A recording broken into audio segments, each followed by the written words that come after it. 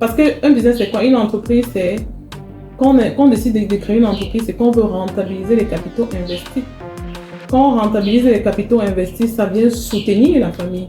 Ça vient augmenter le confort. Ça vient donner des options, des possibilités de faire plus ensemble. Mais ça ne vient pas séparer les gens. C'est-à-dire, deux personnes qui étaient mariées, vous disiez bien, vous n'avez pas de problème. Pourquoi est-ce que parce que quelqu'un a décidé de se lancer dans une activité, ça va devenir que, en fait, il ne m'a jamais aimé? Ça n'a pas de sens, en fait.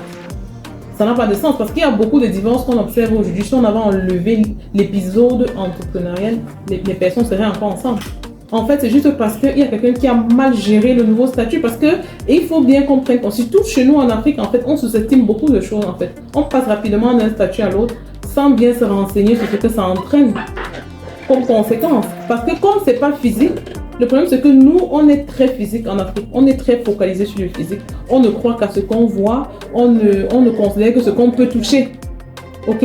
On ne voit pas toujours les dégâts sur le plan intellectuel, les dégâts sur le plan sentimental. Pareil pour les enfants. Nous, on a eu des clientes qui nous disent, maman qui dit, ah, elle a remarqué que depuis qu'elle a commencé son activité, les enfants sont malades tout le temps.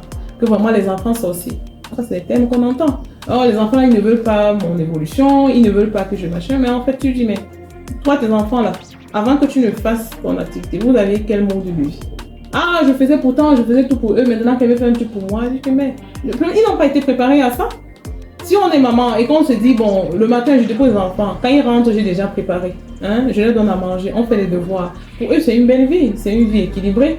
Bon, maintenant, parce que j'ai décidé de me lancer dans la commercialisation de X ou Y, ça veut dire que désormais, je leur dépose, je m'en vais faire mon activité, peut-être je leur prends, je reviens avant qu'on prépare ensemble. Ok, ils ne viennent plus trouver qu'on a préparé, ça veut dire qu'on est tous dehors, je leur prends, je reviens, on prépare ensemble. Donc ils doivent attendre avant de manger, donc ils mangent beaucoup plus tard, peut-être après on est fatigué, on ne fait même plus les devoirs, l'enfant se retrouve à l'école, on le gronde parce qu'on n'a pas fait le devoir, parce que maman a été fatiguée et tout ça. Donc on a modifié le mode de vie de toute la famille, mais on n'est pas conscient de ça. Et en fait, quand il y a des répercussions, on est un peu étonné que mais en fait, ils ne veulent pas me soutenir. Non, le problème, c'est pas ça. Et le problème, c'est que les mamans aussi ne le font pas exprès. C'est-à-dire, elles sont focalisées à résoudre un problème. Je veux faire quelque chose qui me plaît. Okay? En fait, l'idée, c'est je veux m'épanouir aussi financièrement.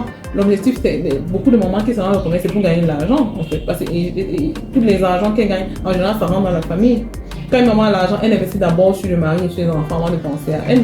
Ça, c'est connu.